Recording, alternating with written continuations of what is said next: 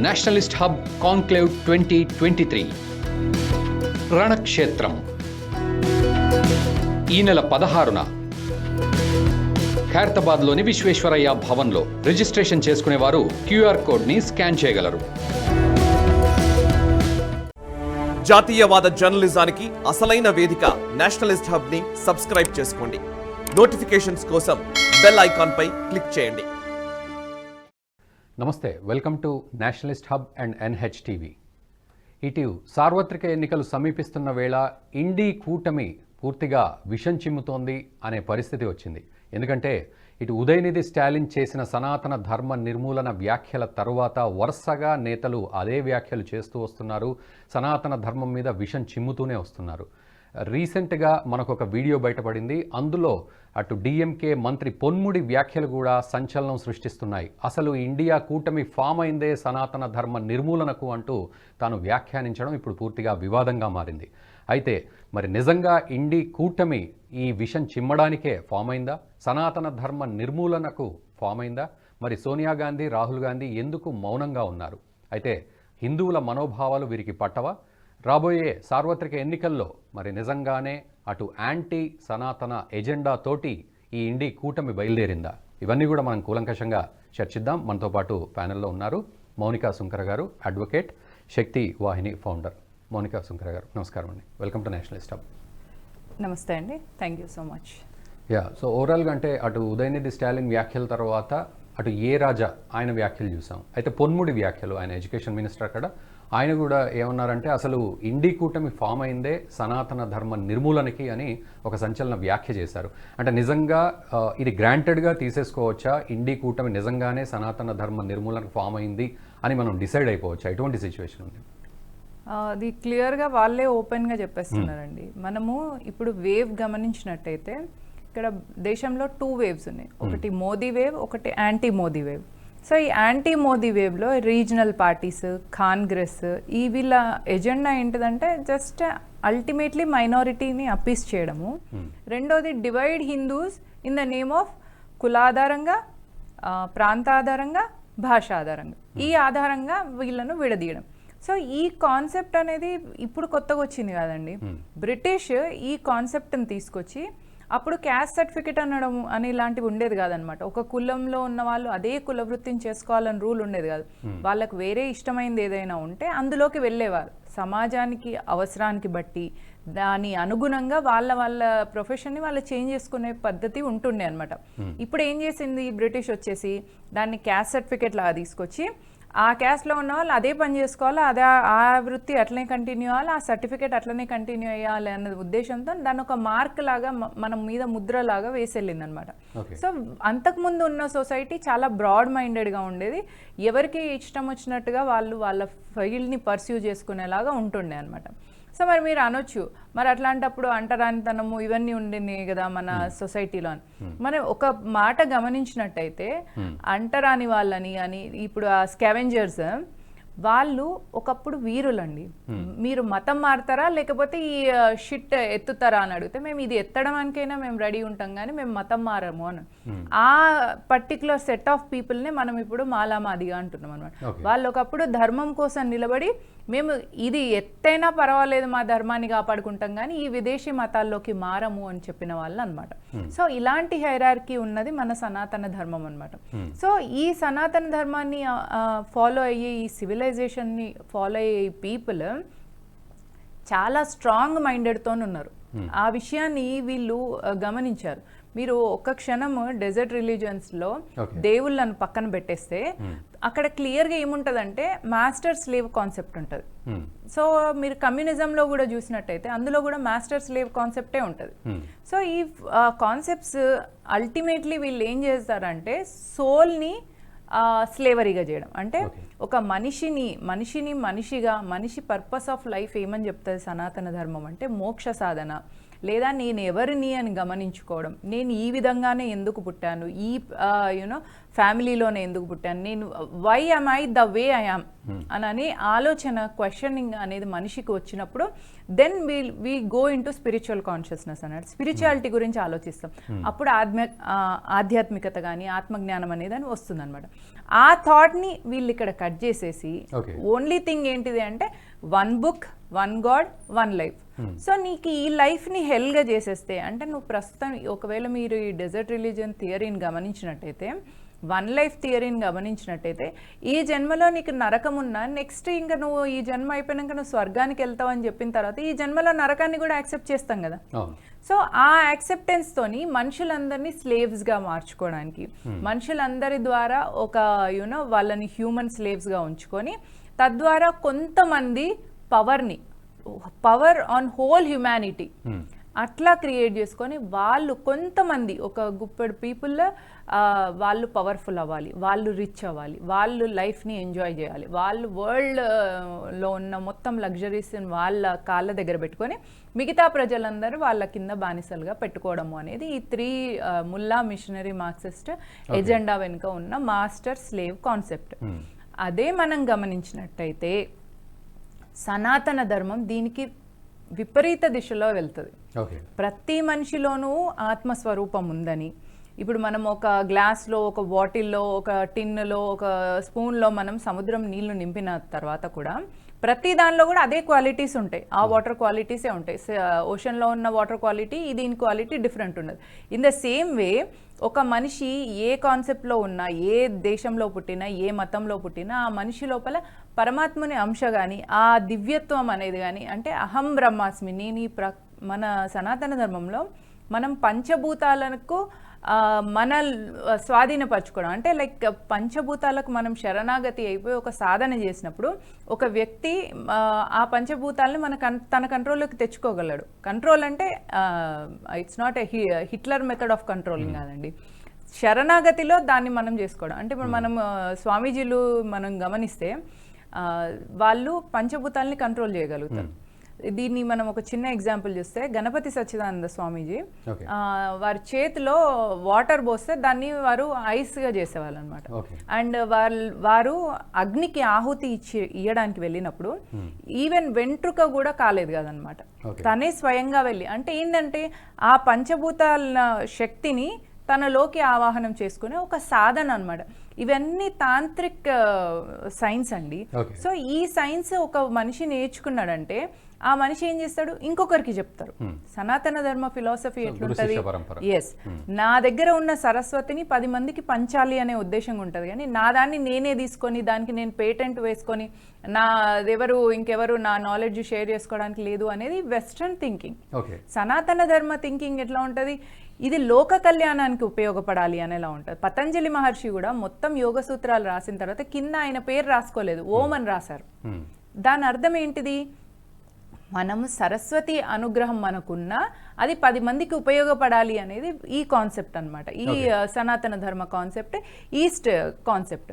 Western concept విరుద్ధంగా ఉంటుంది అనమాట. మాస్టర్ స్లేవ్ కాన్సెప్ట్ మీరు గమనించండి. ఇస్లాంలో మనం ఏదైనా ఒక మసీద్కి వెళ్తే వాళ్ళ బేసిక్ రిక్వైర్మెంట్ ఏముంటుంది అంటే అక్కడ ప్రేయర్ చేసుకోవడం కోసం కార్పెట్ వేయించడం అనేది బేసిక్ రిక్వైర్మెంట్ ఉంటుంది. ఇది మనం పార్టీషన్ ఆఫ్ ఇండియాలో అంబేద్కర్ గారు రాసింది మనం చూస్తే వాళ్ళ బేసిక్ రిక్వైర్మెంట్స్ ఏముంటాయంటే దేవుడిని అల్లాని ప్రే చేయడం కోసం మాకు రిక్వైర్ థింగ్స్ ఇన్ ద మసీద్ ఇస్తే సరిపోతుంది ఒక పొలిటీషియన్, వాళ్ళ area politician. Same with the Christianity, ఆ పాస్టర్కి 10వ భాగం ఇచ్చుకుంటూ పాస్టర్ చెప్పింది వింటూ ఉంటారు. దైవజనుడికి డబ్బులు ఇవ్వడం వల్ల మీరు స్వర్గానికి వెళ్తారు అనే కాన్సెప్ట్ ఉంటుంది.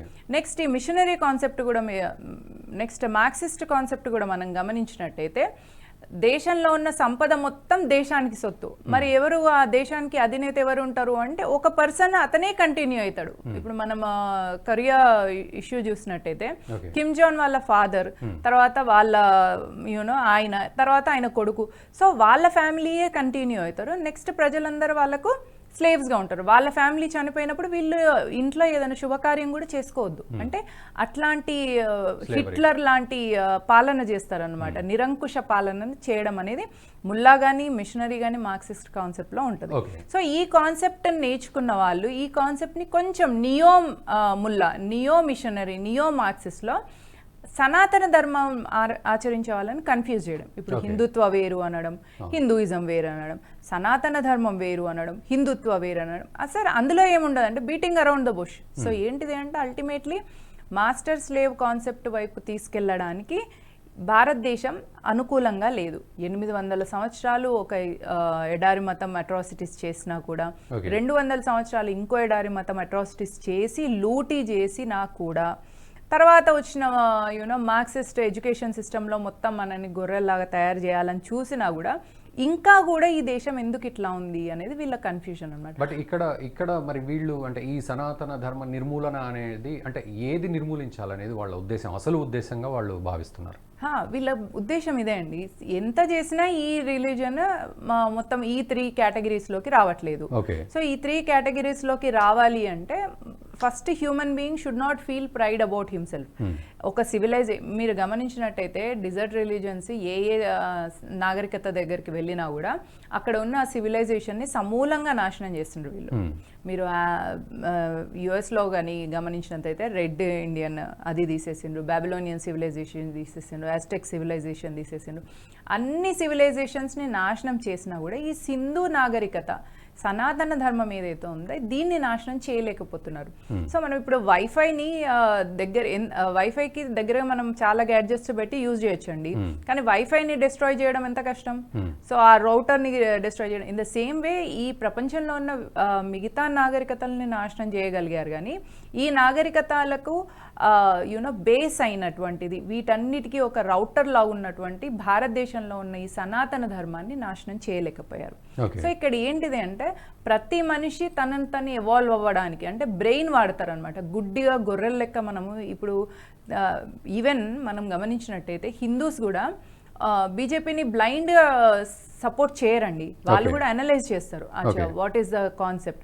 సో వీళ్ళ ఏంటిదంటే ఈ థింకింగ్ని నాశనం చేయాలని. సో మనిషి ఫ్రీగా ఆలోచించొద్దు గొర్రెల్లాగా. ఇప్పుడు మనం ఎంఐఎం పార్టీలో గమనించినట్టయితే మీరు ఎలక్షన్స్ అప్పుడు, మునుగోడు ఎలక్షన్స్ అప్పుడు అక్కడ ఒక ఆమె అండి, ఆమె చాలా ఏదో డైలీ వేజెస్ పనిచేసే ఆమె ఎంత క్లియర్గా చెప్తుందంటే మేము ఓన్లీ ఎంఐఎం కోటేస్తామండి, మేము బీజేపీ కోటేయము అంతే. ఎందుకంటే అక్కడ గొర్రెలే అనమాట, వాళ్ళకి బ్రెయిన్ పనిచేయదు, బుర్ర వాడరు.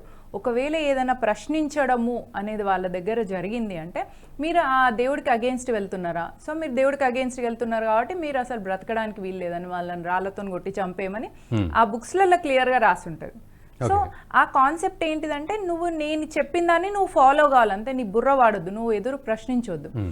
ఈ కాన్సెప్ట్ ప్రపంచంలో చాలా దేశాలలో ప్రజలందరి దగ్గర నడుస్తుంది. అండ్ దట్టు ఇది కలియుగం కాబట్టి అందరూ ఆ తామసిక గొర్రె మనస్తత్వంలో ఉన్నారు, భారతదేశంలో ఉండట్లేదు. సో మీరు అన్నట్టు అంటే ఒకవేళ తమిళనాడు ప్రాంతం కనుక తీసుకున్నట్లయితే మీరన్న ఆ ఛాందసం అక్కడ ఎక్కువగా ఉందనా, లేకపోతే అసలు అక్కడ ఎటువంటి సిచ్యువేషన్స్ ఉంది అంటే పెరియార్ కాన్సెప్ట్ కూడా చెప్తూ ఉంటారు నిజంగా తానే ఉద్ధరించాడు అని. అసలు ఎంతవరకు రియాలిటీ, అది ఎలా అర్థం చేసుకోవాలి మిగతా వాళ్ళు కూడా? ఒకప్పుడు ఒకప్పుడు తమిళనాడులో ప్రజల్ని ఇట్లా మోకాళ్ళ మీద ఇట్లా కూర్చోబెట్టేవాళ్ళు అనమాట. అందరు ఇట్లా కూర్చొని ఇట్లా పెట్టి అంటే బాంచందొర అన్నట్టుగా ఉన్నప్పుడు అప్పుడు బ్రిటిష్ వాళ్ళు తమిళనాడులో ఉన్న ప్రజల్ని అట్లా పెట్టి వాళ్ళను స్లేవ్స్గా తీసుకెళ్ళి వేరే వేరే దేశాలకు తీసుకెళ్ళి అక్కడ వాళ్ళతోని పని చేయించుకోవడానికి తీసుకెళ్ళేవారండి. మీరు ఇందాక నేను మళ్ళీ బ్యాక్ వెళ్తే ప్రతి నాగరికతను వీళ్ళు సమూలంగా నాశనం చేసిండ్రు. మీరు అమెరికాలో రెడ్ ఇండియన్స్ అనే ఒక సివిలైజేషన్ ఉండేది, వాళ్ళనైతే ఏకంగా నాశనం చేసేసారు. ఎందుకంటే వాళ్ళ దగ్గర ఒక హ్యాండ్ క్రాఫ్ట్ కానీ వాళ్ళ దగ్గర ఒక ఆర్ట్ కానీ కళ కానీ ఏం లేదన్నమాట. సో వాళ్ళు జస్ట్ నార్మల్ పీపుల్గా ఉండేవాళ్ళు. అదే మరి భారతదేశానికి వచ్చినప్పుడు బ్రిటిష్ మనల్ని నాశనం చేయలేదు, ఎందుకంటే మన దగ్గర ఆర్ట్ ఉంది, మన దగ్గర హ్యాండ్ ఇక్కడ మన దగ్గర జ్ఞానం ఉంది, విజ్ఞానం ఉంది, దీన్ని వాళ్ళు వాడుకున్నారు అనమాట. సో జర్మనీలో చాలా స్కూల్స్లలో సంస్కృత శ్లోకాలు చెప్తుంటారండి. ఎందుకంటే ఇక్కడ సరస్వతిని వాళ్ళు కొల్లగొట్టలేకపోయారు, వాళ్ళు లక్ష్మిని కొల్లగొట్టి లూటీ చేసుకొని వెళ్ళారు. బట్ దెన్ ప్రతి సనాతని లోపల ఆ ఋషుల పరంపర మన డిఎన్ఏలో ఉండడం వల్ల మనల్ని వాళ్ళు ఎక్స్ప్లాయిట్ చేయడానికి వేరే వేరే దేశాలకు తరలించే వాళ్ళు అనమాట. బోటులలో, షిప్పులలో తమిళ్ వాళ్ళని చాలా మందిని తీసుకెళ్లే వాళ్ళండి. So Tamil Nadu is a place which suffered a lot of British atrocities. So అందుకే అదే ప్లేస్లో ఆ అట్రాసిటీస్ ఉన్న ప్లేస్ నుంచి వెళ్ళి ఒక కొత్త కాన్సెప్ట్స్ వచ్చినాయి అనమాట. ఏంటిది? భాష ఆధారమైన కాన్సెప్ట్, తమిళ్ ప్రాంత ఆధారమైన కాన్సెప్ట్, నెక్స్ట్ కుల ఆధారమైన కాన్సెప్ట్. ఈ కులాధారంలో బేసిక్గా ఉన్నది ఏంటిదంటే హేట్ బ్రాహ్మణ్స్.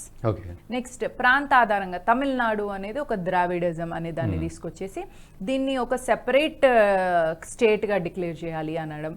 నెక్స్ట్ భాషకు వచ్చేసి సనాతన ధర్మంలో సంస్కృత, బ్రాహ్మి, తమిళ్ అనేవి చాలా పురాతనమైన గొప్ప భాషలు ఇవి. వీటి నుంచి వచ్చినవే మిగతా భాషలన్నీ కూడాను. అయితే ఈ సంస్కృత భాష, తమిళ్ భాష రెండు అనేవి సిస్టర్ లాంగ్వేజెస్. సో ఒకదాని పట్ల ఒకటి హేట్రెడ్ క్రియేట్ చేశారనమాట. యాక్చువల్లీ రెండు కూడా ఒక సంస్కృతి, ఒక సివిలైజేషన్ కి సంబంధించినవే, కానీ ఒకదాన్ని ఒకరు హేట్ చేసుకోవడం అనే దాన్ని క్రియేట్ చేయడంలో బ్రిటిష్ సక్సెస్ఫుల్ అయింది. అందుకే తమిళియన్స్ చూడండి ఇంగ్లీష్ మాట్లాడడానికి ఇష్టపడతారు, హిందీ మాట్లాడడానికి ఇష్టపడరు.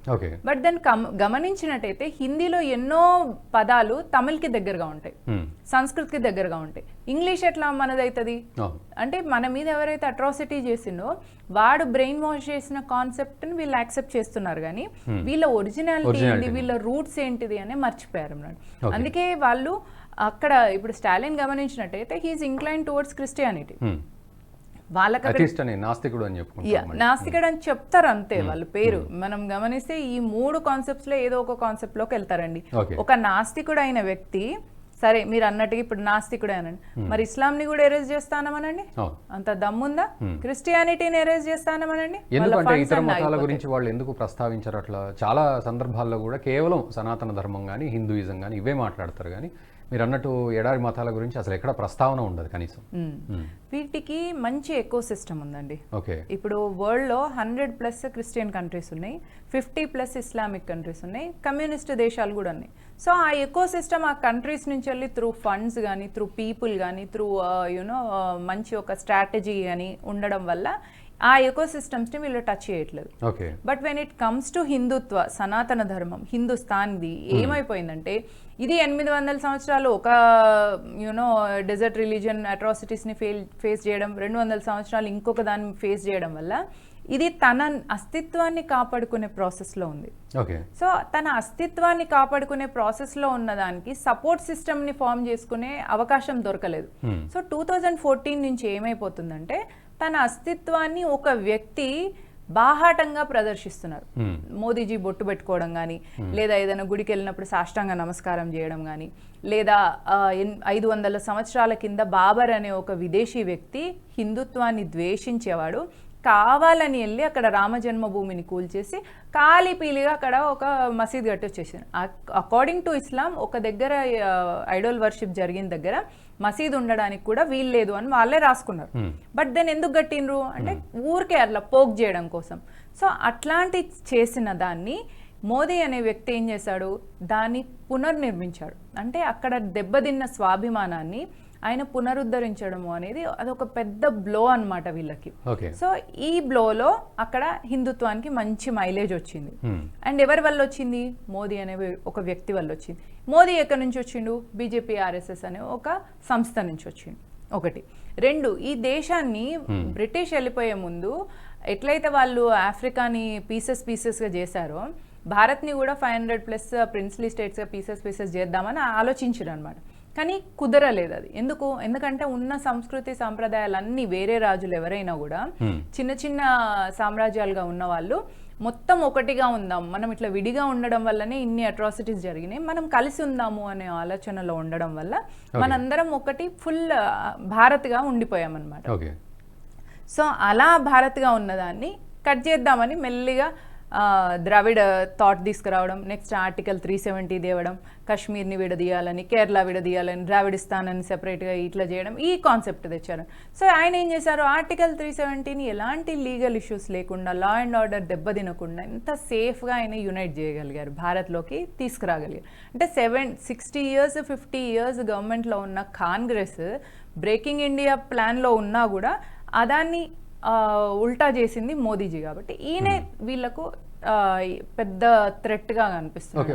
మరోవైపు అటు రాహుల్ గాంధీ కూడా బొట్టు పెట్టుకోవడం, నేను కూడా హిందూనే అని చెప్పడం, ఇతర దేశాలకు వెళ్ళినప్పుడు కూడా నేను కూడా హిందూనే అని చెప్పడం, ఇక్కడ కూడా దాన్నే ప్రచారం చేయడం, సో నేను అందరి వాడిని అని చెప్పుకోవడం. మరి ఈ కుప్పిగంతులా ఇవి, లేకపోతే మరి వాళ్ళు ఏ విధంగా హిందూయిజాన్ని ఏ విధంగా గౌరవిస్తున్నట్లు వాళ్ళు? ఇప్పుడు సనాతన ధర్మాన్ని నాశనం చేస్తాను స్టాలిన్ అనగానే మీకు బాధ అనిపించిందా? మీరు రియాక్ట్ అయ్యారు. నాకు బాధ అనిపించింది, నేను రియాక్ట్ అయ్యాను. ఎందుకంటే we are stand Hindus, we know what is Hindutva is. Hindutva నాశనం చేయడం అనేది ఇంపాసిబుల్ అన్న విషయం మనకు తెలుసు, ఎందుకంటే దీని గురించి మనకు నాలెడ్జ్ ఉంది. సో ఎవరికో షో ఆఫ్ చేసుకోవడం కోసం, ఓట్స్ కోసం మనం దీన్ని ప్రాక్టీస్ చేయము. అది నెక్స్ట్. వీళ్ళు ఎట్లయితే మనం గమనించినట్టయితే చాణక్యుడు ఒక మాట చెప్తాడండి చంద్రగుప్తుడికి, హెలెన్ని పెళ్లి చేసుకుంటా అంటే, నువ్వు హెలెన్ని పెళ్లి చేసుకునే ముందు నువ్వు ఒక రాజువు కాబట్టి నీ బాధ్యత ఏంది, ఈ రాజ్యానికి ఒక ఉత్తరాధికారిని ఇవ్వాలి కాబట్టి నువ్వు ఫస్ట్ మన దేశంలో ఉన్న మన సంస్కృతి సాంప్రదాయాలను పాటించే అమ్మాయిని పెళ్లి చేసుకో, తర్వాత కావాలంటే హెలెన్ని చేసుకో అని చెప్పేసి వాళ్ళ మేనమామ కూతుర్నిచ్చి పెళ్లి చేసి ఆ అమ్మాయికి ఒక బాబు పుట్టిన తర్వాత అప్పుడు నువ్వు హెలెన్ని పెళ్లి చేసుకుంటావు. సో ఎందుకు అంటే, ఒక రాజుగా నీ బాధ్యత ఏముంటుందంటే నీ రాజ్యానికి నువ్వు నెక్స్ట్ ఒక లీగల్ హెయిర్ని ఇవ్వాలి. ఇదే మనం గమనించినట్టయితే సోనియా గాంధీ గారు ఎక్కడి నుంచి వచ్చారు?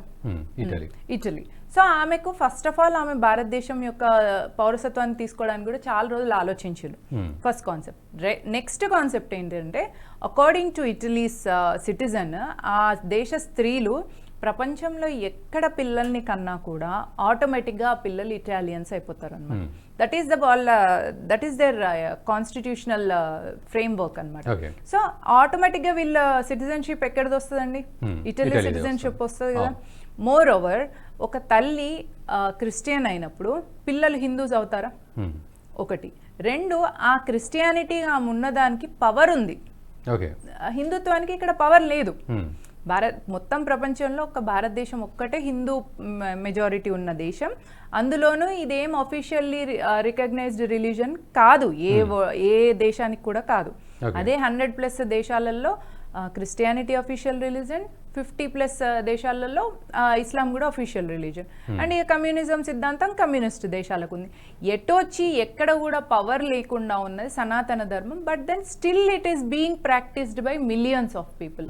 ఎందుకు? ఆ మిలియన్స్ ఆఫ్ పీపుల్కి ఆ ఫ్రీ స్పిరిట్ ఉంది, ఆ ఫ్రీ మైండెడ్నెస్ ఉంది. సో వీళ్ళు బ్రేక్ చేయాలనుకుంటున్నది ఒక సనాతన ధర్మం అనే ఒక మతం కాదు. ఎందుకంటే ఈ మతం అనేది ఒక దేవుడు, ఒక పుస్తకం, ఒక జీవితానికి సంబంధించింది కాదు. కాబట్టి వీళ్ళ కాన్సెప్ట్ వీళ్ళు ఎరాడికేట్ చేయాలనుకుంటుంది ఆ ఫ్రీ స్పిరిట్ అనమాట, ఆ ఆలోచన విధాన్ని. నా యూనివర్సల్ థింకింగ్ ఉండే ఈ సనాతన ధర్మం అనే ఆలోచన విధానం ప్రతి మనిషిలో ఉన్నది, దాన్ని వీళ్ళు ఎరాడికేట్ చేయాలని చూస్తున్నారు. సో ఇక్కడ రాహుల్ గాంధీ కూడా ఆ కాన్సెప్ట్ మిమ్మల్ని ఇప్పుడు పిల్లలకి భయపెట్టించడానికి మనం బూచోడ్లాగా వేషం వేసుకొని వస్తే వీ డోంట్ బికమ్ అది కదా. ఇన్ ద సేమ్ వే వీళ్ళు హిందూస్ ని మభ్య పెట్టడం కోసం బొట్టు పెట్టుకోవడం, జంధ్యం వేసుకున్నంత మాత్రాన they are not Hindus. What is your concept? సరే, మీరు ఒకవేళ హిందూ అనుకోండి, మీరు భారత్ జోడో యాత్ర చేసినప్పుడు ఇండియా భారత్ అన్నప్పుడు బాధ ఎందుకు అవుతుంది? ఎందుకంటే ఈ రూట్స్ ని బ్రేక్ చేయాలి, ఈ సివిలైజేషన్ ని సక్సెస్ కానివ్వదు. అంటే రాహుల్ గాంధీ అంటారు ఫారెన్లో, అంటే ప్యారిస్కి వెళ్ళినప్పుడు మొన్న మాట్లాడడం ఏంటంటే, అక్కడ స్టూడెంట్స్ తోటి భారత్ అనే పదం నాకేం ఇబ్బంది లేదు అని క్లారిటీ చెప్పేసి, దాని వెనక ఉన్న ఇంటెన్షన్ నన్ను ఇబ్బంది పెడుతోంది. బీజేపీ హిందుత్వ మాట్లాడుతుంది కానీ ఎక్కడ పాటించదు అనేది అక్కడ ఫారెన్ ల్యాండ్లో ఇదంతా చెప్పడం. మరి నిజంగా భారత్ అనే పదం విషయంలో వాళ్ళకు ఇబ్బంది ఉందా, లేకపోతే దాని ఇంటెన్షన్ మీదనా? సరే, ఆ ఇంటెన్షన్ అని వాళ్ళు అన్నారు కదండి, అదే మాటను అడుగుదాం. బీజేపీ ఆర్ఎస్ఎస్ గురించి మనం మాట్లాడొద్దు, వాటిని పక్కన పెట్టేసేద్దాం. ఒక హిందుత్వ గురించి మాట్లాడదాం. హిందుత్వ సేస్ ఈశ్వర సర్వభూతానం, యూనివర్సల్ థింకింగ్ ఉంటుందండి. సో ఇప్పుడు ఇందాక మనం అనుకున్న కాన్సెప్ట్లో సనాతన ధర్మం ప్రకారంగా మీ లోపల ఉన్న ఆత్మ, నాలో ఉన్న ఆత్మ, ప్రతి మనిషిలో ఉన్న ఆత్మ, ఆ మాటకు వస్తే పశువులలో కూడా పరమాత్మన అంశ అని చెప్తాం. సో మరి ఇట్లాంటి థాట్ ఉన్న వ్యక్తి నెక్స్ట్ మనం ఈ డెజర్ట్ రిలీజన్స్ గమనించినట్టయితే బిలీవర్స్, నాన్ బిలీవర్స్. ఇస్లాంలో గమనించినట్టయితే మోమిన్స్, కాఫిర్స్. అంటే నమ్మని వాళ్ళందరూ కాఫిర్స్, నమ్మే వాళ్ళందరూ మోమిన్స్ అనమాట. సో నమ్మని వాళ్ళందరూ ఆటోమేటిక్గా నరకానికి వెళ్తారు. వాళ్ళందరూ ఎంత మంచి పని చేసినా, అకార్డింగ్ టు ఇస్లాం మోహన్ దాస్ కరమ్చంద్ గాంధీ గారు నరకానికి వెళ్ళారు. And according to Christianity Ambedkar గారు నరకానికి వెళ్తారు. సో మరి ఇంత ఈ ఇద్దరు మనుషులు సమాజం కోసం లోక కళ్యాణం కోసం తాపత్రయపడ్డ వాళ్ళు ఇద్దరే కదా. అవును. సో ఇలాంటి గొప్ప వ్యక్తుల్ని మీరు నరకంకి వెళ్తారు అని అన్నారు అంటే ఆ కాన్సెప్ట్ ఎంత శత్రుబోధతో నిండి ఉన్నది. అదే మన సనాతన ధర్మ కాన్సెప్ట్ కానీ మనం గమనించినట్టయితే అబ్దుల్ కలాం అంత గొప్ప వ్యక్తి, ఆయన ఒక ఒక అట్లాంటి గొప్ప ఆత్మలు అప్పుడప్పుడు వస్తుంటాయి అని చెప్పేది మన సిద్ధాంతం. అది అబ్దుల్ కలాం కానీ లేదా అది ఆ వ్యక్తి ఇస్లామా క్రిస్టియనా అనేది కాదు, అతను చేసిన పనులను బట్టి అతనికి ఆ గొప్పతనం అనేది మనం ఇచ్చేది. సో మన కాన్సెప్ట్ ఎంత యూనివర్సల్ ఉన్నది, వీళ్ళ కాన్సెప్ట్ ఎంత నారో మైండెడ్ ఉన్నది. సో మరి ఈ నారో మైండెడ్ కాన్సెప్ట్ ఉన్న ఐడియాలజీ నుంచి మనని ఒక మసిబూసి మారేడుకాయ చేయడానికి ఈ కాంగ్రెస్ గవర్నమెంట్ ట్రై చేస్తుంది తప్ప మన చిన్న ఒక పాయింట్ చూడండి, ఎక్కడైనా కూడా వేరే దేశం వెళ్ళినప్పుడు కడుపు చించుకుంటే కాళ్ళ మీద పడుతుంది అన్నట్టు మన దేశంలో కూడా ప్రాబ్లమ్స్ ఉంటాయండి, ఇంటర్నల్ గా ప్రాబ్లమ్స్ ఉండొచ్చు. మీరు అన్నట్టుగా సనాతన ధర్మంలో కుల విషయంగా ప్రాబ్లం ఉండొచ్చు. అదాన్ని మనము లోపల సాల్వ్ చేసుకోవాలని ట్రై చేస్తామా, బయటికి వెళ్ళేసి అందరి ముందర చెప్పడానికి ట్రై చేస్తాం. ఎన్నో సార్లు రాహుల్ గాంధీ వేరే దేశం వెళ్ళి అక్కడ మన పరువు తీయడంలో ఆయన క్లియర్. దీనికి తోడండి సమాజ్వాదీ పార్టీ లీడర్ కూడా ఒకనొక సందర్భంలో స్వామి ప్రసాద్ మౌర్య ఆయన ఏమంటారంటే హిందూయిజం రిలీజనే కాదు, అసలు ఆ ట్రాప్లో మీరు పడకండి. ముఖ్యంగా బ్రాహ్మణిజమే హిందూయిజంగా మారి ఆ తర్వాత ఈ నిమ్న వర్గాలను వాళ్ళ అధీనంలో పెట్టుకోవడానికే ఇది ఫామ్ అయింది, అసలు రిలీజనే కాదు అని చెప్పడం.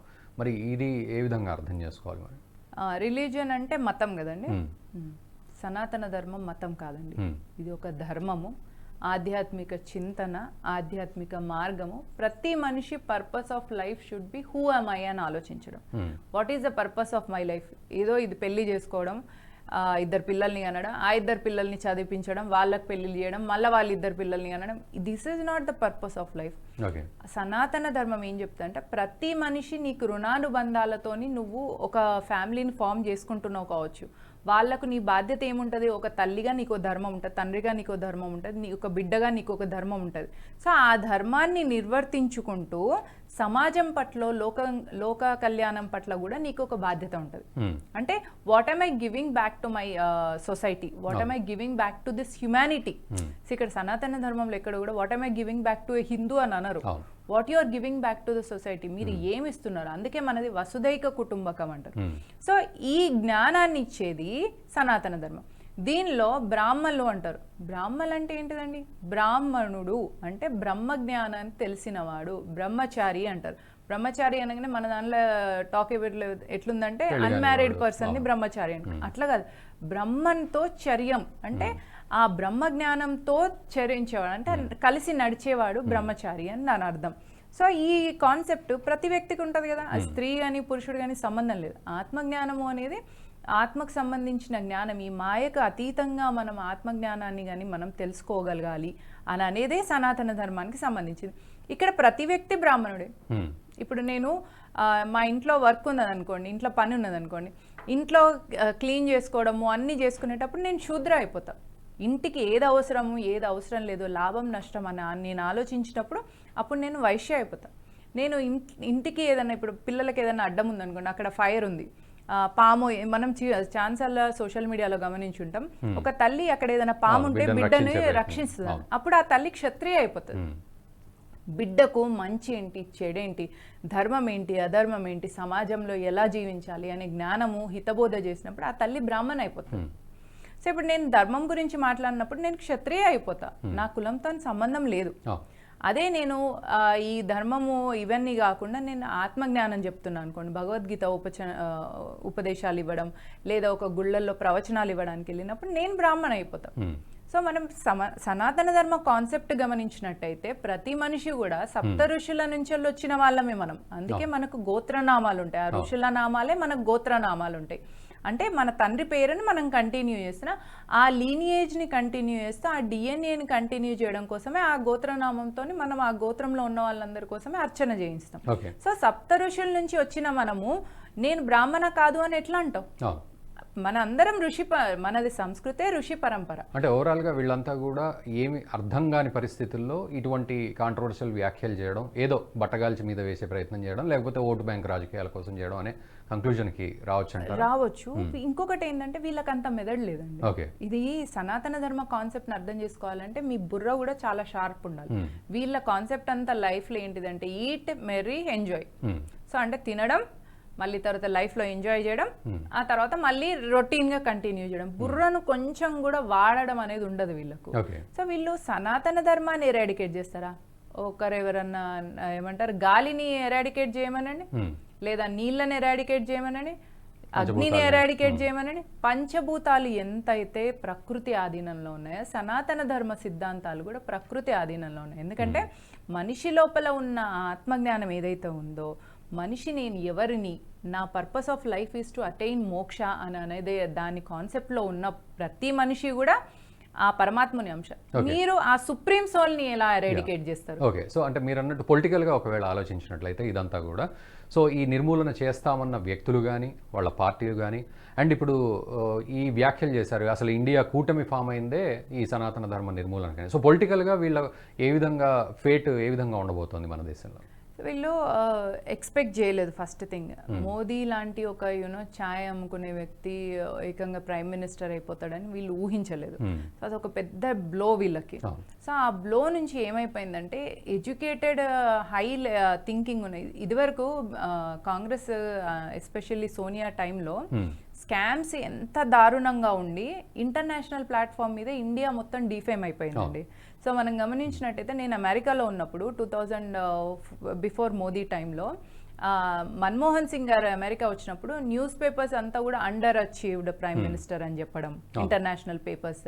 నెక్స్ట్ వచ్చేసి ఒబామా గారు ముందెళ్తుంటే మన్మోహన్ సింగ్ వెనక్కి వెళ్ళడం. మనం గమనించినట్టయితే ఒక దేశానికి ఒక 130 crore పాపులేషన్ ఉన్న దేశాన్ని లీడ్ చేసే ప్రైమ్ మినిస్టర్ కు ఉన్నంత హుందాతనం బాడీ లాంగ్వేజ్ మన్మోహన్ సింగ్ గారికి ఉండేది కాదు. సో ఇది మేబీ ప్రైమ్ మినిస్టర్ కి రెస్పెక్ట్ ఉండడం వేరు, ఆయన బాడీ లాంగ్వేజ్ గురించి మనం మాట్లాడడం వేరు. సో ఒక 130 crore పీపుల్ని, యూత్, యంగ్ ఇండియా, ప్రపంచంలో మొత్తం గమనించినట్టయితే భారతదేశంలో ఎక్కువ యూత్ ఉంటారు. అలాంటి యంగ్ ఇండియాని లీడ్ చేసే ప్రైమ్ మినిస్టర్ ఎంత డైనమిక్ ఉండాలి, ఎంత ఎనర్జెటిక్ ఉండాలి, ఎంత సెల్ఫ్ కాన్ఫిడెంట్ తో ఉండాలి. ఆ సివిలైజేషన్ ని నీ షోల్డర్ మీద పెట్టుకున్నప్పుడు ఆయన వే ఆఫ్ వాకింగ్ అని, బిహేవియర్ కానీ it was very low profile. అందుకే కూడా ఇంకా ఆ లో ప్రొఫైల్లో ఆయన బ్రిటన్ వెళ్ళేసి భారతదేశంలో ఉన్న న్యాచురల్ రిసోర్సెస్ అన్నిటి మీద కూడా ముస్లిమ్స్ కి హక్కు ఉంది అంటే ఎవరా Muslims? The so called Indian Muslims are the atrocities face చేసిన హిందూస్. తట్టుకోలేక మతం మారిన హిందూసే ముస్లిమ్స్. సో మీరు తట్టుకోలేక స్వాభిమానాన్ని వదిలేసి మతం మారిన వాళ్లకు ప్రయారిటీ ఇస్తున్నారు అంటే మీరు మీ మీద జరిగిన అట్రాసిటీస్ ని యాక్సెప్ట్ చేస్తున్నట్టే కదా. ఎప్పుడు మనం అట్రాసిటీస్ ని యాక్సెప్ట్ చేస్తాం? మన దగ్గర స్వాభిమానం లేనప్పుడు యాక్సెప్ట్ చేస్తాం. సెల్ఫ్ రెస్పెక్ట్ లేని పీపుల్ మాత్రమే నీ మీద జరిగిన అట్రాసిటీస్ ని యాక్సెప్ట్ చేస్తారు. అదే సెల్ఫ్ రెస్పెక్ట్ ఉన్న వ్యక్తి ఎదురిస్తారు, పోరాడతాం. అదే చూడండి మోదీ ఎంత కాన్ఫిడెంట్ గా హౌ హీ ట్రావెల్స్. G20ని భారతదేశంలో వచ్చినప్పుడు ప్రతి ఒక్కరికి వాళ్ళకు, మనము చైనా నుంచి వాళ్ళ ప్రెసిడెంట్ వస్తే లుంగి వేసుకుని ఆయనను రిసీవ్ చేసుకోవడం, ఇక్కడ పానీపూరి తినిపించడం, and then to show him the civilisation, to show him that ఈ సివిలైజేషన్ ప్రపంచానికి ఆధారమైంది అని అనే దాన్ని ఆయన చెప్తున్నారు అనమాట. సో వీళ్ళకి ఏమైతుందంటే పవర్ స్టేక్ లోకి వెళ్తుంది. ఎందుకు పవర్ స్టేక్ లోకి వెళ్తుందంటే అగైన్ మళ్ళీ ఇదే కాన్సెప్ట్, స్లేవ్స్ గా మనుషుల్ని గొర్రెల్లాగా ఉంచుకోవడానికి వీలు లేకుండా ఈ సివిలైజేషన్ వస్తుంది. మనం దీన్ని కంటిన్యూ చేస్తే కమ్యూనిస్ట్ దేశాలలో డెమోక్రసీ రావాలి అని వాళ్ళు అడిగినారు అనుకోండి, ఎంత ప్రాబ్లం అవుతుంది వాళ్ళకి. సో ఇట్లా ఈ దేశం కానీ కంటిన్యూ అయితే వేరే దేశాల్లో ఉన్న ప్రజలు కూడా సివిల్ వార్స్ వచ్చేస్తాయి. ఇరాన్ లో మీరు చూడండి బుర్కా గురించి వెళ్ళి ఎంత వాళ్ళు తీవ్రంగా వ్యతిరేకించారు. అంటే ఏమవుతుంది, ఒక దగ్గర స్వేచ్ఛ కనిపించినప్పుడు మనిషి సహజంగా ఫ్రీడమ్గా ఆలోచించడం, ఆ స్వేచ్ఛ గురించి తెలుసుకోవాలనుకోవడం, ఆ స్వేచ్ఛ నేను అనుభవించాలి అనుకుంటాడు. సో అలా అనుభవించినప్పుడు ఏమైపోతుంది, ఇట్లా లోపల సివిల్ వార్స్ వస్తాయి. ఇరాన్ కదా, ఇరాన్ని వాళ్ళు మొత్తం బుర్కాన్ అందరూ తగలబెట్టేశారు. ఎందుకంటే పబ్లిక్ లోపల వచ్చేసింది. స్త్రీ కూడా అక్కడ ఆలోచిస్తున్నాను అనమాట, ఎందుకు నేను బుర్కా వేసుకోవాలి. సనాతన ధర్మంలో చూడండి ఇక్కడ కాన్సెప్ట్ ఏం చెప్తుంటారు, నువ్వు ఆ అమ్మాయికి బుర్కా వేయడం కాదు, నీ దృష్టి మార్చుకో, నువ్వు ఆమెను చూసే విధానాన్ని మార్చుకో అని చెప్పిన అప్పుడు వీడికి ఎంత కష్టం అవుతుంది, చూసే విధానాన్ని మార్చుకోవడం ఎంత కష్టం. సో అది ఇక్కడ ప్రెషర్ అవుతుంది. అదే ఏమవుతుంది, ఆమె మీద నల్ల ముసుగు వేసేసినాం అనుకో, అప్పుడు నువ్వు నీ ఆ వికృత ఆలోచనలను కంటిన్యూ చేసుకోవచ్చు అనమాట. సో ఈ కాన్సెప్ట్స్ని అంటే ఇట్లా ఫ్రీగా మైండ్ని విచ్చలవిడిగా హద్దు ఆజ్ఞ లేకుండా వావి వరుసలు లేకుండా పెరియార్ సిద్ధాంతం లాగా ఉండకుండా ఒక ధర్మబద్ధంగా ఉంటూ ధర్మబద్ధంగా జీవిస్తూ నువ్వు ఫాలో చేసిన ఆ ధర్మాలు ఏవైతే ఉన్నాయో అవి నెక్స్ట్ జనరేషన్కి అందిస్తూ ఒక హెల్తీ సొసైటీని, నెక్స్ట్ వచ్చే ఒక ప్రోజనీకి ఒక హెల్తీ ఎన్వైర్న్మెంట్ని క్రియేట్ చేసేది సనాతన ధర్మం. కాబట్టి ఈ ధర్మాన్ని నాశనం చేయాలి, ఈ మనుషుల్ని గొర్రెలుగా ఉంచాలి, అప్పుడు మేము పవర్లో ఉండి స్కామ్లు చేస్తాం, లూటీ చేస్తాం. అల్టిమేట్లీ ఏంటి అంటే exploiting other human, exploiting the nature. Okay, so అంటే నేను మళ్ళీ పొలిటికల్గానే వస్తున్నాను ఒకసారి. ఇప్పుడు ఈ కాన్సెప్ట్ అంతా కూడా అంటే ఇండియా కూటమి ఫామ్ అయిందే దీనికోసం అని అన్నప్పుడు అటు సోనియా గాంధీ, రాహుల్ గాంధీ దీని మీద ఏం మాట్లాడకపోవడం, అంటే కొంతమంది నేతలు ఏమన్నారు, అటువంటి వ్యాఖ్యలు చేయడం కరెక్ట్ కాదు, ఇబ్బంది పెట్టడం కరెక్ట్ కాదు అనేది కొంతమంది ఒప్పుకున్నారు. బట్ సోనియా గాంధీ, రాహుల్ గాంధీ మాత్రం సైలెంట్గా ఉన్నారు. అంటే పొలిటికల్గా రాబోయే రోజుల్లో ఇదే ఎజెండాతోటి ఈ ఇండియా కూటమి ఇలాగే బలపడే ప్రయత్నం ఏమైనా చేస్తుందా? చేయగలదండి. ఎందుకంటే ఇప్పుడు మనం కూడా మన దగ్గర కూడా కొన్ని ప్రాబ్లమ్స్ ఉన్నాయి. ఓకే, సో మన దగ్గర ఉన్న లూప్ హోల్స్ ని వాళ్ళు క్యాష్ చేసుకోవడానికి ట్రై చేస్తున్నారు. ఓకే, అంటే ఎలాంటి లూప్ హోల్స్? సింపుల్ ఎగ్జాంపుల్ అండి, కర్ణాటకలో బజరంగ్ దళ్ ని బ్యాన్ చేస్తాం అనగానే అసలు అందరు రియాక్ట్ అయిపోయి ఆ మాట అన్న వాళ్ళను దించాలి, అసలు మొత్తం డిపాజిట్లు లేకుండా చేయాల్సింది, వాళ్ళకే పవర్ పోయింది. బజరంగ్ దళ్ ఉన్న పిల్లలు ఎవరు అండి? బజరంగ్ దళ్ పిల్లలు ఏం చేస్తారు, మామూలుగా మనం గమనించినట్టయితే వాళ్ళు గోరక్ష చేయడం, ఎక్కడైనా ఏదైనా హిందూస్కి ఏమైనా ప్రాబ్లం అయితే వెళ్ళండి. వాళ్ళు ఎక్కడి నుంచి వచ్చిండ్రు? మన ఇళ్ళ నుంచి వెళ్ళిన పిల్లలే కదా. సో మీరు వాళ్ళకే వ్యతిరేకంగా ఉన్నారు అని అన్నప్పుడు మన దగ్గర ఆ కన్ఫ్యూజన్ ఉన్నది. మన దగ్గర కుల ఆధారంగా ఓటు వేయడం కానీ, ప్రాంత ఆధారంగా ఓటు వేయడం, భాష ఆధారంగా ఓటు వేయడం, ఈ కన్ఫ్యూజన్స్లో హిందూస్ ఉన్నారు కాబట్టి హిందూస్ని డివైడ్ చేయడంలో వాళ్ళు ఈజీగా ఉన్నారు. ఇప్పుడు స్టాలిన్ మీరు అన్నట్టుగా వాళ్ళు పొలిటికల్గా విన్ అవుతారా, వాళ్ళకి ఫ్యూచర్ ఉందా లేదా అంటే, ఎస్పెషల్లీ రీజనల్ పార్టీస్, మెయిన్గా ఈ సౌత్ రీజనల్ పార్టీస్లో కర్ణాటక కానీ, తెలంగాణ, ఆంధ్ర, తమిళనాడు, కేరళ, వీటిలలో బీజేపీకి స్ట్రాంగ్ లేదండి, స్ట్రెంగ్త్ లేదు. ఎందుకు లేదు అంటే వీళ్ళు ఇక్కడ కుల, భాష, ప్రాంత ఆధారంగా డివిజన్ ఒకటి, మైనారిటీస్ అందరినీ యునైట్ చేస్తారు.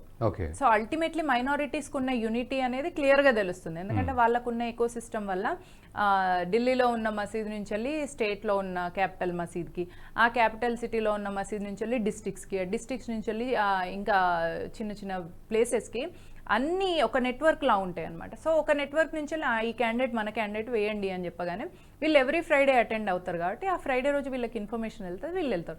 సో ఈ ఎకో సిస్టమ్తో వీళ్ళు రన్ అవుతున్నారు. అదే క్రిస్టియానిటీకి కూడా ఆ ఎకో సిస్టమ్ ఉన్నది, కమ్యూనిస్ట్లో కూడా ఉంది. మన దగ్గర ఏమైపోయిందంటే ప్రతి హిందూ ఇల్లు ఒక ఇండిపెండెంట్ అనమాట. సో ఇక్కడ ఒక కంట్రోలింగ్ ఎకో సిస్టమ్ కానీ, ఒక నెట్వర్క్, ఇన్ఫర్మేషన్ పాస్ అయ్యే ఒక నెట్వర్క్ మన దగ్గర లేకపోవడం వల్ల మనం ఈ డివిజన్స్ క్రియేట్ చేసినప్పుడు ఆ డివిజన్స్ ట్రాప్ లో పడిపోతాం, వాళ్ళు పడిపోరు. అందుకే చూడండి ఓన్లీ ఈ 4-5 స్టేట్స్లలోనే ప్రాబ్లం. మళ్ళీ నార్త్లో ఎక్కడైనా కూడా వాళ్ళు మోదీని వాళ్ళు క్యాచ్ చేస్తారు. ఎందుకు అంటే వాళ్ళు when Modi speaks in Hindi, majority of the north Indians ఆయనతో కనెక్ట్ అయిపోతారు. మన దగ్గర ఏమైపోతారు, కనెక్ట్ అవ్వరు. ఎందుకంటే మనకు భాష రాదు ఫస్ట్ థింగ్. ఆ భాషలో ఆయన ఏం చెప్తున్నారో అర్థం కాదు. దాన్ని ట్రాన్స్లేట్ చేసే ప్రాసెస్లో మస్తు ఇన్ఫర్మేషన్ పోతుంది.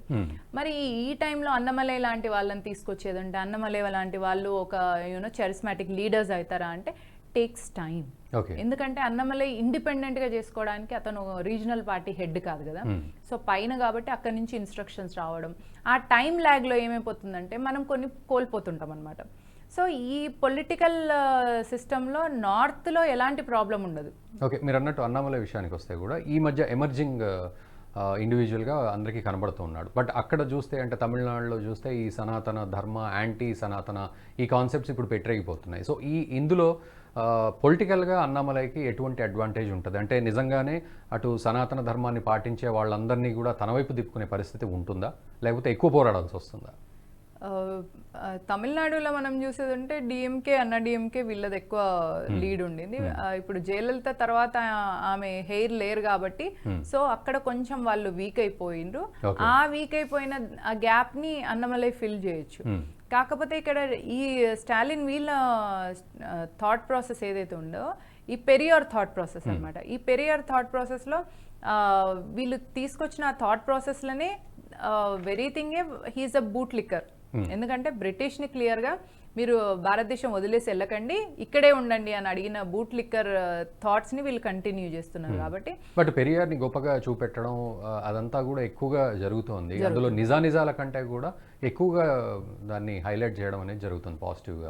పెరియార్ కాన్సెప్ట్స్ లో పెరియార్ చేసిన 2 విషయాలు ప్రతి ఒక్కరు తెలుసుకోవాలండి. పెరియార్ ఏంటంటే ఒక వ్యక్తి తండ్రి అల్లుడు 2 అవ్వగలరా అని, అంటే ఇప్పుడు తను పెంచుకున్న కూతుర్నే తను పెళ్లి చేసుకున్నాడు అంటే ఏమైపోయాడు, తనే తనకు అల్లుడు అయిపోయాడు అనమాట. ఎందుకంటే కూతురే భార్య అయిపోయింది. సో ఇది పెరియార్ వావి వరుసలు లేని కాన్సెప్ట్. దత్తత తీసుకున్న కూతుర్ని పెళ్లి చేసుకున్నాడు. పెంచి పెద్ద చేసిన అన్ని రోజులు కూతురుగా ఉన్న అమ్మాయిని పెద్ద అయినాక పెళ్లి చేసుకుంటా, తన భార్య చనిపోయిన తర్వాత ఆ పెంచి పెద్ద చేసిన అమ్మాయిని పెళ్లి చేసుకున్నాడు. అంటే నువ్వు పెంచేటప్పుడు నీకు ఏ ఎమోషన్ ఉంది, అంటే పెళ్లి చేసుకునేటప్పుడు ఏ ఎమోషన్ ఉంది, అంటే పెంచేటప్పుడు ఉన్న ఎమోషన్ ఉన్న పెళ్లి చేసుకునే వ్యక్తి పట్ల ఉన్న ఎమోషన్ 2 ఒకటే అంటే అది మనిషికి సంబంధించిందా పశువుకి సంబంధించిందా? పశు ప్రవృత్తి. ఈవెన్ పశువు అని కూడా అనరాదు. పశువులు కొంచెం వాటికి సీజన్ ఉంటుంది, వాటికి ఒక ఎథిక్స్ ఉంటాయి, వాటికి ఒక ప్రాసెస్ ఉంటుంది. రాక్షస ప్రవృత్తి. సో నెక్స్ట్ ఇంకొక కాన్సెప్ట్ ఈయనది ఏంటంటే బ్రిటిష్ని వెళ్ళిపోకండి, మీరు ఇక్కడనే ఉండండి, ఈ దేశాన్ని మీరు కంటిన్యూ చేయండి. జలియన్ వాలాబాగ్ లాంటి మారణ హోమం చేసిన బ్రిటిష్ని ఉండండి అని అన్న బూట్ లిక్కర్ పెరియార్. నెక్స్ట్ మన దేశంలో మన రైతులు పండించుకున్న పంటని పొలాన్ని మొత్తం తీసుకెళ్లేసి వీళ్ళను ఇట్లా ఆకలి పస్తుల్లో ఉంచి బెంగాల్ ఫెమైన్ కానీ తెలంగాణలో కానీ ఆంధ్రాలో కానీ ప్రతి స్టేట్స్లలో ఆర్టిఫిషియల్ ఫెమైన్ క్రియేట్ చేసిన బ్రిటిష్ బూట్ లిక్కర్ పెరియార్ బ్రిటిష్ని మీరు ఇక్కడనే ఉండండి, మీరు వెళ్ళిపోకండి అంటే ఏందన్నట్టంటే స్వాభిమానహీనమైన ఆలోచన విధానాలు అనమాట, ఒకలాంటి హేట్రెడ్ రాక్షస ప్రవృత్తి. సో ఈ కాన్సెప్ట్ని కంటిన్యూ చేసే ఈ డిఎంకేకి అక్కడ చాలా మంది పబ్లిక్ కి ఆ కాన్సెప్ట్ ని ఇండ్యూస్ చేసేసారు. సో మనం గమనించినట్టయితే నార్మల్ తమిళ్ పర్సన్ కూడా he will be against the Hindi, he will be against Hindu traditions. ఎందుకంటే వాళ్ళు మేము ద్రవిడిస్తాను, మేము వేరే అన్న దాని నుంచి వచ్చింది కాబట్టి. సో అన్నమలై ఒక ఇంత పెద్ద స్టేట్ని మొత్తం గ్రిప్లోకి తీసుకోవాలి అంటే కొంచెం ఆయనకి అంత పవర్ ఉందా లేదా అనేది మనం చూడాల్సింది. ఎందుకంటే అంత ఫాస్ట్ గా చేయలేరు. మొత్తం టెక్ట్రానిక్ షిఫ్ట్ తమిళనాడులో చేయడము అనేది అన్నమలై జరిగేది కాదు. బట్ ప్రాసెస్ అయితే నడుస్తూ ఉంటుంది, సక్సెస్ సాధిస్తారని. ఓకే, మరోవైపు ఇప్పుడు ఏదైనా ముఖ్యంగా ఈ దేవాలయాల కాన్సెప్ట్ వచ్చినప్పుడు కానీ లేకపోతే ఇప్పుడు అయోధ్య రామ మందిరం ఉంది ఫర్ ఎగ్జాంపుల్, సో దాన్ని సందర్శించే విషయంలో భారతీయ జనతా పార్టీ నాయకులు ఉన్నంత ముందుగా అటు కాంగ్రెస్ నాయకులు ఎవరు కూడా ఇప్పటికీ దాన్ని సందర్శించకపోవడం, దాని మీద ఒక మాట మాట్లాడకపోవడం, మరి ఇవన్నీ కూడా పరంపరగా నిజంగా హిందూ అంటే సనాతన ధర్మ వ్యతిరేక విషయాల్లోకే వస్తాయంటారా? ప్రజలు కూడా ఏ విధంగా అర్థం చేసుకోవాలి దీన్ని? అవునండి, వాళ్ళు యాక్చువల్లీ సనాతన ధర్మాన్ని ఎరాడికేట్ చేయాలనే కాన్సెప్ట్లో ఉన్నారు. అట్లాంటి దాన్ని వచ్చేసి మళ్ళీ ఇన్వెంట్ చేస్తాను, రీజువెనేట్ చేస్తాను అని మోదీ అన్నప్పుడు వాళ్ళకి ఆటోమేటిక్గా కూడా అది ఒక డైజెస్ట్ అవ్వని విషయం. అందుకే వాళ్ళు వెళ్ళట్లేదు అక్కడికి. మీరు గమనించినట్టయితే సోనియా గాంధీ ఏమన్నది, రామాయణం అనేది ఒక మైథాలజీ అని అన్నది, అంటే మిత్ అంటే సంస్కృత భాషలో మిథ్య అంటే జరగనిది. How can she say Ramayana is mithya అండి? రామాయణం అనేది ఇతిహాసము, యాజ్ ఇట్ ఈస్ గా జరిగిన దాన్ని రాసినారు వాల్మీకి గారు. సో ఒక ఋషి రాసిన దాన్ని, అది ఒక జరిగిన సిద్ధాంతం. అది రాముడు మొత్తం భారతదేశం అంతా పర్యటించారు. ఎక్కడికి ఆయన సీతమ్మని తీసుకెళ్ళడానికి మొత్తం వనవాసానికి వెళ్ళినప్పుడు, ఆ తర్వాత అక్కడి నుంచి వెళ్ళి శ్రీలంక వెళ్ళడం, ఇవన్నీ కూడా మన దేశంతో కనెక్టెడ్ ఉన్న సివిలైజేషన్స్ అన్నమాట. సో దీన్ని రామాయణాన్ని మొత్తం మిత్ అనేయడం, ఆ మిత్ అన్న సోనియా గాంధీ ఎలా వెళ్తుంది? తన తల్లి మిత్ అన్న తర్వాత కొడుకు రామ జన్మభూమికి వెళ్ళి అక్కడ దర్శనం చేసుకొని వస్తే అది బీజేపీకి మైలేజ్ అవుతుంది కదా, యాక్సెప్ట్ చేయొద్దు. అల్టిమేట్లీ కాన్సెప్ట్ ఏంటి అంటే హిందూ ధర్మానికి సంబంధించిన ఏ దాన్ని కూడా దాన్ని రివైవ్ అవుతుంది హిందుత్వం అన్నప్పుడు దాన్ని యాక్సెప్ట్ చేయొద్దు. అంటే దీన్ని మరి ప్రజలు గుర్తిస్తున్నారు అంటే 80% పైగా ఓటర్స్ సనాతన ధర్మాన్ని పాటించే వాళ్ళే ఉన్నారు. మరి అటువంటప్పుడు మరి వీళ్ళంతా అబ్జర్వ్ చేస్తున్నారా? మరి వీళ్ళు అబ్జర్వ్ చేస్తున్నారు కాబట్టి మోదీజీ 2 సార్లు ప్రధానమంత్రి అయ్యారండి. కాకపోతే వీళ్ళ అబ్జర్వేషన్ రీజనల్గా వచ్చేసరికి చేంజ్ అవుతుంది. మరి ఆ క్యాల్కులేషన్ ఎందుకు ధర్మం పట్ల ఉండట్లేదు అర్థమవుతలేదు. ఇప్పుడు మనం గమనించినట్టయితే ఒక పాయింట్, ఇంట్లో తల్లి తండ్రి ఇద్దరికి పడలేదు అనుకోండి, ఇంట్లో ఆమె ఊరికే అతన్ని సతాయిస్తుంటే బయటికి వెళ్ళి ఆయన పని చేసుకోగలుగుతారా? చేసుకోలేరు. పీస్ ఆఫ్ మైండ్ ఉండదు. ఆటోమేటికల్లీ వైఫ్ హస్బెండ్ అనేది అదొక ఒక ఎకో సిస్టమ్, ఈచ్ అదర్ కి సపోర్ట్ సిస్టమ్ గా ఉండాల్సిన ఎకో సిస్టమ్ అది. In the same way state party కానీ state CM and prime minister ఆ ఎకో సిస్టమ్ ఈచ్ అండ్ ఒకరికొకరు సపోర్ట్ సిస్టమ్గా ఉండాల్సింది. అట్లా ఉండకుండా మోదీని పట్టుకొని మోదీకి ఇది జాంతాని మోదీ ఓడి అని అనడం, టీఆర్ఎస్ గవర్నమెంట్ కానీ లేకపోతే వేరే అదర్ రీజనల్ గవర్నమెంట్స్ ప్రైమ్ మినిస్టర్ని ఇంత అమర్యాద పూర్వకంగా సంబోధించడం చేసినప్పుడు ఏమైపోతుంది? ఇంటర్నల్గా డిస్టర్బెన్సెస్ వస్తాయి, ఇంటర్నల్గా క్లాషెస్ వస్తాయి, జరగాల్సిన కొన్ని డెవలప్మెంట్స్ స్ట్రక్ అయిపోతాయి అనమాట. సో పబ్లిక్, ఎడ్యుకేటెడ్ పబ్లిక్ మనం గమనించినట్టయితే తక్కువ పర్సంటేజ్ ఉన్నారు, రూరల్ పీపుల్ ఎక్కువ ఉన్నారు. సో ఈ rural people they are getting connected to the regional person. ఆ రీజనల్ పర్సన్ ఇప్పుడు కేసీఆర్ మాట్లాడిన తర్వాత కేసీఆర్కి కనెక్ట్ అయినప్పుడు అయినంత ఫాస్ట్గా మోదీకి కనెక్ట్ అవుతామా? అవ్వలేము. ఎందుకంటే Modi language is different. Next సరే మరి ప్రతి స్టేట్లో ఒక చరిష్మాటిక్ లీడర్ ఇవాల్వ్ అవ్వాలన్నమాట. సో అది మెయిన్ లాగ్ ఏమవుతుందంటే బీజేపీకి అట్లా ఇవాల్వ్ అయ్యే సోషల్ లీడర్స్ లేరు. అలా ఆ గ్యాప్ని ఫిల్ చేసుకోగలగాలి ఒకటి.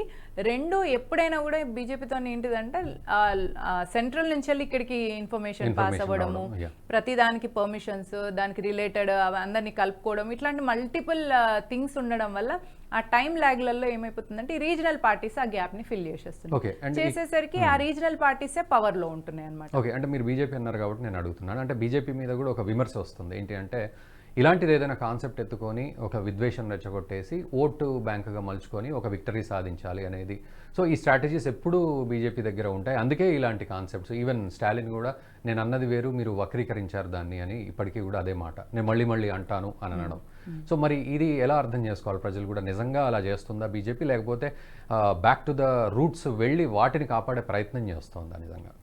బీజేపీ స్టాలిన్కి చెప్పలేదు కదా, స్టాలిన్ మీరు ఇట్లా అనండి, మేము దీన్ని ఇట్లా వక్రీకరిస్తాం, మనం టుగెదర్గా ప్లాన్ చేస్తామని అయితే చెప్పలేదు కదా.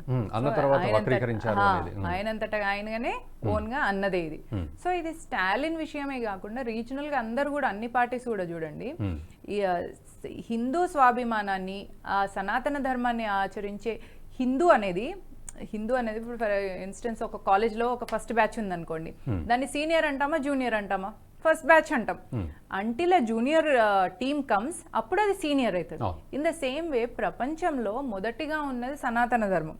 సో ఈ ప్రకృతిని ఆరాధించి సివిలైజేషన్ తర్వాత ఈ ఎడారి మతాలు వచ్చినాయి. సో ఈ ఎడారి మతాలు వచ్చిన తర్వాత దీనికి ఒక పేరు ఇవ్వాలి కాబట్టి వాళ్ళకి అనరాక సింధు నది పరివాహక ప్రాంతాల్లో ఉన్న వాళ్ళని హిందూస్ అన్నారు, హిందూ అయిపోయింది ఇది. సరే మీరు వాళ్ళు అన్నట్టుగా హిందుత్వం అని మనం అనుకుందాం, మనం హిందూస్ అని అనుకుందాం. మన హిందూ స్వాభిమానాన్ని మన వాళ్ళే దెబ్బతీస్తుంటారు. చిన్న ఎగ్జాంపుల్ చెప్తాను. నిజాం విముక్త స్వతంత్ర అమృతోత్సవాలని సెప్టెంబర్ 15వ తారీఖు జరుపుకోవాలి. దీన్ని నిజాం నుంచి మనము విముక్తి కోసం తెచ్చుకొని పోరాటాలు చేసి ఎంతో మంది వీరులు హిందూ తెలంగాణ యువకులు వాళ్ళ ప్రాణత్యాగం చేసిన దాన్ని కేసీఆర్ గారు ఏమంటున్నారు? ఇదంట భారతదేశంలో విలీనమైన రోజు.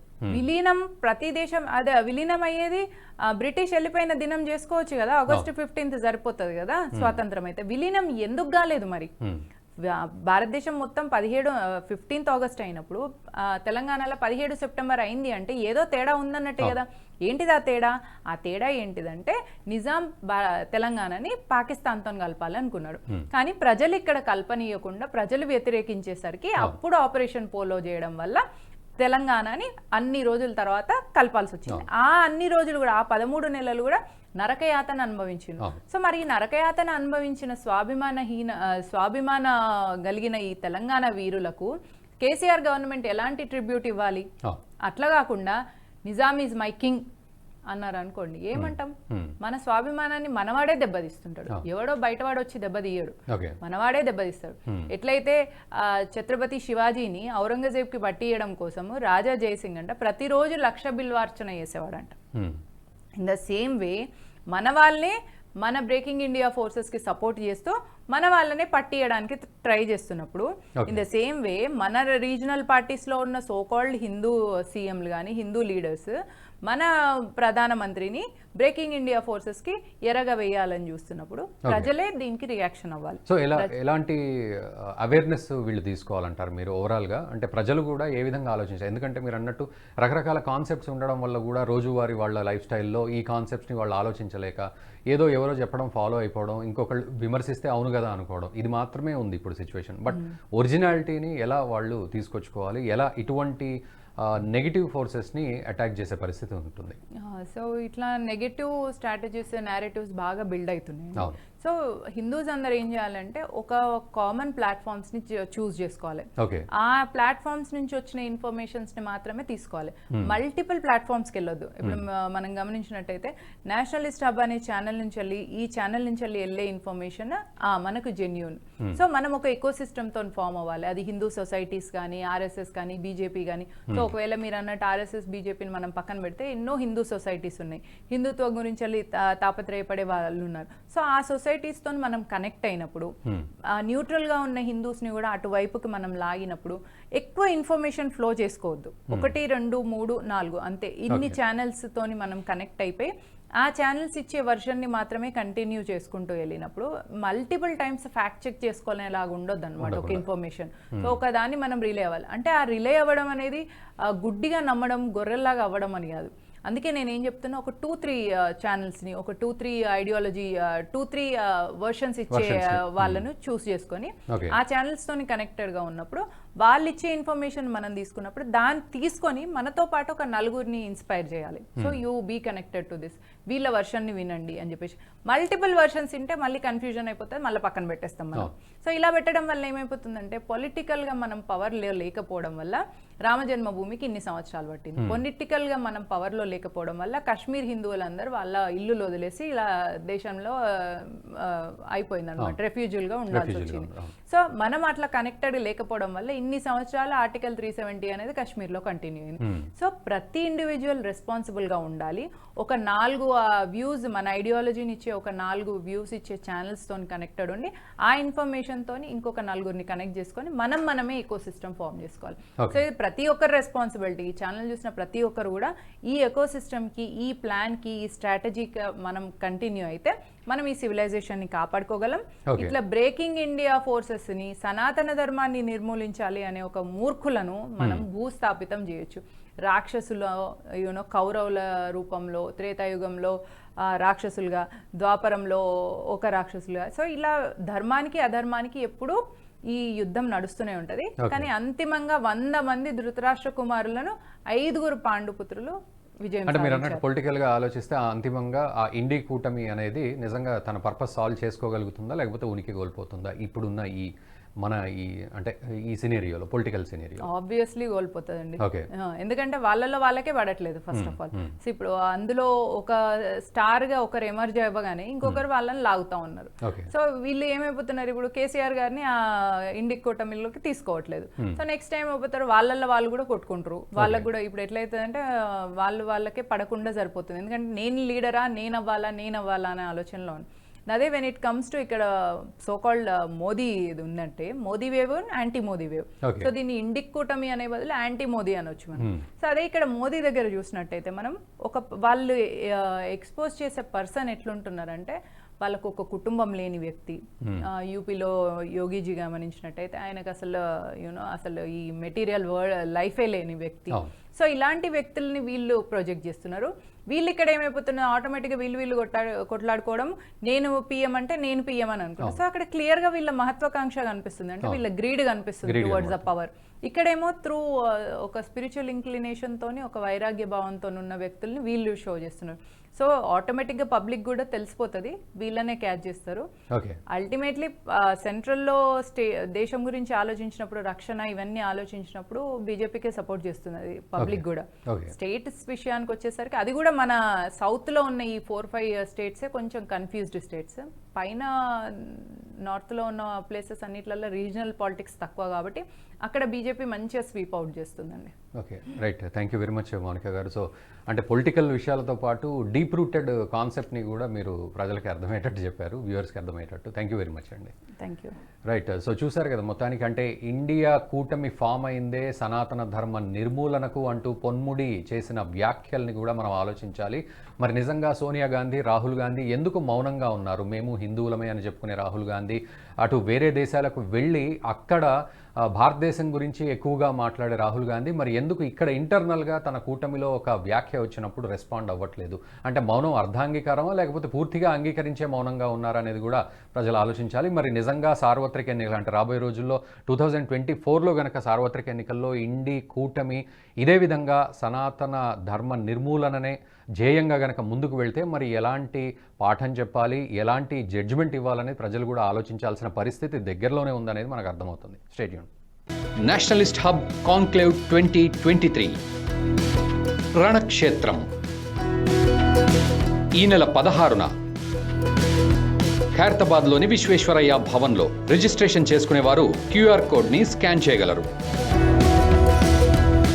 ఈ వీడియో మీకు నచ్చినట్టయితే లైక్ చేయండి, 10 మందికి షేర్ చేయండి. అలాగే కామెంట్ల రూపంలో మీ అభిప్రాయాలను మాతో పంచుకోండి. Nationalist hub group of channels ను సబ్స్క్రైబ్ చేసుకుని తెలుగునాట జాతీయవాద జర్నలిజాన్ని ప్రోత్సహించండి. ఈ వీడియో కింద ఉన్న బెల్ ఐకాన్ పై క్లిక్ చేయడం మర్చిపోవద్దు.